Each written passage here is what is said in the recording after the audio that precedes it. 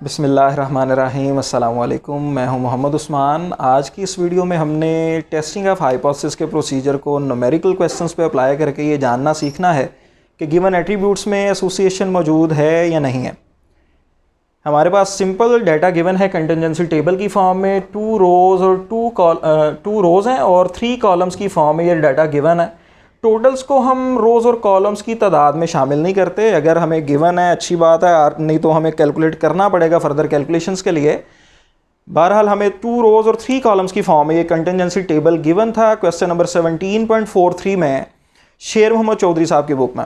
Book reference देने का मकसद ये है कि जो QTB के स्टूडेंट्स हैं उनके लिए आसानी रहे, इसके अलावा भी जो व्यूवर्स हैं उनकी रहनुमाई के लिए भी कि शेर मोहम्मद चौधरी साहब की पार्ट 2 की बुक में 17.43 क्वेश्चन को हम सॉल्व करने जा रहे हैं, जिसकी मदद से हम ये जानना सीखेंगे एसोसिएशन गिवन एट्रीब्यूट्स के दरमियान है या नहीं। अब इस डेटा पे अप्लाई करते हुए उसने स्टेटमेंट में सिंपल ये कहा हुआ है कि एट्रीब्यूट्स में इंडिपेंडेंस को चेक करें, यानी एसोसिएशन को चेक करें, इंडिपेंडेंट है या एसोसिएटेड है। इसको चेक करने के लिए सबसे पहले हमने क्या करना है, टेस्टिंग के प्रोसीजर में पहला स्टेप हाइपोथेसिस लिखेंगे। हाइपोथेसिस में H0 और H1 लिखते हैं। पहले H0 there is no association between given attributes, और फिर H1 there is some association between given attributes. ये हमने फर्स्ट स्टेप कर लिया। प्रीवियस वीडियो में हमने इन स्टेप्स को जो है डिफाइन कर लिया था, इसलिए वो लिंक डिस्क्रिप्शन में अवेलेबल है जो नए व्यूवर्स हैं उनकी आसानी के लिए, और इसको सब्सक्राइब लाजमी कर लें ताकि नए व्यूवर्स जो हैं उनकी आसानी रहे, तरतीब से उनको नेक्स्ट वीडियोस मिलती भी रहें। सेकंड स्टेप जो है हमारे पास इस टेस्टिंग के प्रोसीजर में वो था level of significance. Level of significance question में गिवन नहीं, लिहाजा हमने 5% अज्यूम कर लिया, 0.05। थर्ड स्टेप हमारे पास टेस्ट स्टेटिस्टिक का है, और टेस्ट स्टेटिस्टिक में हमने फार्मूला लिखना है काई स्क्वायर का, जो कि double summation FO minus FE का स्क्वायर डिवाइडेड बाय FE, और ये सारा काम करके फिर हमने फाइनली सम कर लेना है। इसीलिए ब्रैकेट्स का यूज़ है कि हमने पहले FO माइनस FE का स्क्वायर करके फिर फर्दर कॉरस्पॉन्डिंग FE पे डिवाइड करते जाना है, फिर जो कॉलम आएगा उसका फाइनली सम करेंगे। नेक्स्ट फिर हमने फोर्थ स्टेप में करनी है कैलकुलेशन। अब आते हैं जी न्यूमेरिकल क्वेश्चन को अप्लाई करते हैं, इस पर कैलकुलेशंस करना सीखते हैं कि कैलकुलेशन किस तरह से होगी। अब जो गिवन फ्रिक्वेंसीज हैं हमारे पास टेबल के अंदर, ये हमारे पास FO यानी ऑब्जर्व्ड फ्रिक्वेंसीज कहलाती हैं।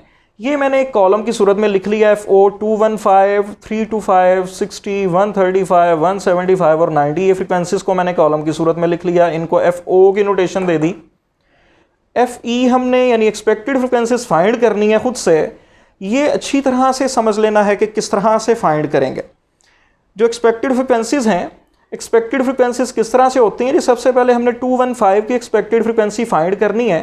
किस तरह से होगी, ये जिस रो में है उस रो के टोटल को यानी 600 को ये जिस कॉलम में है उस कॉलम के टोटल से मल्टीप्लाई कर देंगे, यानी 350 से 600 मल्टीप्लाई बाय 350 और डिवाइड कर देंगे ग्रैंड टोटल पे, जो कि ये ग्रैंड टोटल हमारे पास 1000 आ रहा है। चाहे इस रो का कर लें या चाहे इस कॉलम का कर लें, ये ग्रैंड टोटल 1000 है, तो लिहाजा डिवाइडेड बाय 1000 ये हमारे पास 210 आंसर आ गया एक्सपेक्टेड फ्रिक्वेंसी का। ये गौर से याद रखनी है बात। बिल्कुल इसी प्रोसीजर पे हमने तमाम गिवन फ्रिक्वेंसीज के एक्सपेक्टेड फ्रिक्वेंसीज को कैलकुलेट कर लेना है। सेकंड फ्रिक्वेंसी हमारे पास 325 थी। अब ये जो 325 है इसकी एक्सपेक्टेड फ्रिक्वेंसी किस तरह आएगी। इस रो का टोटल 600 है, इस कॉलम का टोटल 500 है, लिहाजा 600 मल्टीप्लाई बाय 500 डिवाइडेड बाय 1000, ये हमारे पास आंसर 300। उसके बाद 60 की एक्सपेक्टेड फ्रिक्वेंसी चाहिए, तो 60 जिस रो में है उसका टोटल 600, जिस कॉलम में है उसका टोटल 150, लिहाजा 600 को 150 से मल्टीप्लाई डिवाइडेड बाय 1000, ये 90 आंसर आ गया। इसी तरह 135 की चाहिए एक्सपेक्टेड फ्रिक्वेंसी।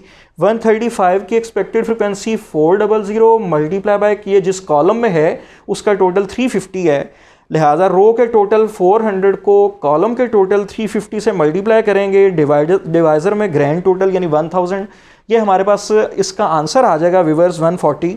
अब टू सॉन 175 और 90 की एक्सपेक्टेड फ्रिक्वेंसीज हमने कैलकुलेट कर लेनी है।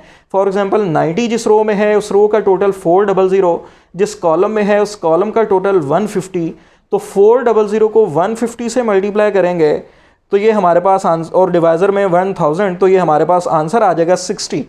इस तरह से हमने ये एक्सपेक्टेड फ्रिक्वेंसीज कैलकुलेट कर लें। अब हमारा जो फार्मूले के मुताबिक हमने कैलकुलेशन करनी है वो क्या है कि FO में से माइनस कर देंगे FE को, और जो डिफरेंस आएगा उसका साथ ही इसी स्टेप में स्केयर लेते जाएंगे आसानी के लिए, ताकि स्टेप्स की तादाद थोड़ी सी कम हो जाए। तो लिहाजा एफ ओ माइनस एफ ई का स्क्वायर, एफ ओ हमारे पास 215 है, इसमें से 210 माइनस जो आंसर आया 5 उसका स्क्वायर किया तो 25। इसी तरह 325 में से माइनस करेंगे एफ ई यानी 300, आंसर 25 आता है, उसका स्क्वायर हमारे पास आ जाएगा 625। 60 माइनस 90 30, उसका स्क्वायर 900। 135 माइनस 140 तो ये हमारे पास आ जाता है -5 और उसका स्क्वायर 25। 175 में से 200 माइनस और ये हमारे पास 25 आता है, इसका स्क्वायर 625। और इसी तरह 90 माइनस 60 30 और 30 का स्क्वायर हमारे पास आ जाएगा 900। ये एफ ओ माइनस एफ ई का स्क्वायर हमने फाइंड कर लिया। अब नेक्स्ट हमारे पास स्टेप क्या है कि एफ ओ माइनस एफ ई का जो स्क्वायर आया होगा फार्मूले के मुताबिक उसको डिवाइड कर देना है एफ ई पे। तो लिहाजा हमने एफ ओ माइनस एफ ई का जो स्क्वायर है इसको डिवाइड करेंगे एफ ई पे। ये जो पहली स्क्वायर्ड टर्म है 25, इसको डिवाइड कर देंगे 210 पे, क्योंकि इसकी कॉरिस्पोंडिंग एफ ई जो है ये 210 है। लिहाजा 25 डिवाइडेड बाई 210 ये हमारे पास 0.12। फिर 625 को डिवाइड कर देंगे 300 पे, ये हमारे पास 2.08। ये एफ ओ माइनस एफ ई का जो स्क्वायर का आंसर आया हुआ है जो कि 900 है, इसको कॉरिस्पोंडिंग एफ ई यानी 90 पे डिवाइड कर देंगे तो 10 आ जाता है। इसी तरह 25 डिवाइडेड बाई 140, 625 डिवाइडेड बाई 200 और इसी तरह 900 को डिवाइड कर देंगे 160 पे और इसका आंसर आ जाएगा 15। अब इस कॉलम का हमें सम चाहिए था। फार्मूले के मुताबिक अगर हम बात करें एफ ओ माइनस एफ ई का स्क्वायर डिवाइडेड बाई एफ ई का सम चाहिए था, तो इस कॉलम का सम हमारे पास आ गया 30.51। ये कैलकुलेटेड आंसर आ गया फोर्थ स्टेप में 30.51। नेक्स्ट स्टेप हमारे पास फिफ्थ था और फिफ्थ स्टेप में हमारे पास क्या होता है डिसीजन रूल। और डिसीजन रूल हमने हमेशा क्या बनाना होता है कि if chi square calculated value greater or equal to table value then हम क्या करेंगे एच नॉट को रिजेक्ट कर देंगे। अब इसके लिए हमें टेबल वैल्यू भी चाहिए और टेबल वैल्यू मैंने इसी स्टेप में कैलकुलेट की हुई है। टेबल वैल्यू हमारे पास क्या है, टेबल वैल्यू के लिए दो वैल्यूज़ हमें फाइंड करना पड़ती हैं, वी और 1 माइनस अल्फ़ा। वी डिग्री ऑफ फ्रीडम है जिसका फार्मूला r-1 इंटू c-1 है। r stands for number of rows और c stands for number of columns. Number of rows हमारे पास गिवन डाटा के अंदर ये जो टेबल की फॉर्म में डाटा गिवन था इसमें 2 रोज हैं और 3 कॉलम्स हैं। ये हमारे पास 2 रोज हैं और उसके बाद 3 कॉलम्स हैं। तो लिहाजा नंबर ऑफ रोज यानी r-1 की जगह क्या आ जाएगा 2-1 और c की वैल्यू हम पुट कर देंगे 3, तो लिहाजा 3-1 और इसका फाइनल आंसर 2-1 इंटू 3-1 का आ जाएगा 2। ये हमारे पास डिग्री ऑफ फ्रीडम v का आंसर आ गया। अल्फ़ा हमने अज्यूम किया हुआ 0.05, तो टेबल वैल्यू के लिए 1 माइनस अल्फ़ा चाहिए, तो 1 माइनस अल्फ़ा यानी 1 माइनस 0.05 ये आंसर आ जाएगा 0.95। तो टेबल पे हम फर्स्ट v के कॉलम में वैल्यू देखेंगे, v की जो 2 लिखी हुई है सेकंड वैल्यू 2 है और ऊपर वाली रो में चलते जाएंगे कि 0.95 किधर है। तो v की वैल्यू 2 है, 1 माइनस अल्फ़ा की वैल्यू 0.95 है, लिहाजा 2 के सामने 0.95 के नीचे अगर आप टेबल वैल्यू देखें जो कि आपको रिकमेंड किया गया टेबल, और इसको अटैच भी कर देंगे एक तस्वीर की सूरत में साथ वीडियो में, तो हमारे पास ये जो टेबल वैल्यू आएगी ये 5.99 है। तो लिहाजा अब 5.99 हमारे पास टेबल वैल्यू आ गई और ऑलरेडी कैलकुलेटेड वैल्यू 30.51 है। तो लिहाजा अब लास्ट स्टेप हमारे पास डिसीजन बनाने का है जिसमें हमने इन दोनों को कंपेयर करके डिसीजन बनाना है कि कैलकुलेटेड वैल्यू का स्क्वायर क्योंकि 30.51 है which is greater than, greater का साइन है ये, जो कि ग्रेटर है का स्क्वायर v1 माइनस अल्फ़ा वाली वैल्यू से यानी टेबल वैल्यू से यानी 5.99 से। और यही हमने कहा था कि अगर कैलकुलेटेड वैल्यू बड़ी हुई टेबल वैल्यू से तो हम अपने हाइपोथेसिस को रिजेक्ट करेंगे। और आपने देखा कि कैलकुलेटेड वैल्यू वाकई बड़ी आ रही है, 30 बड़ी है 5.99 से, so we reject H not.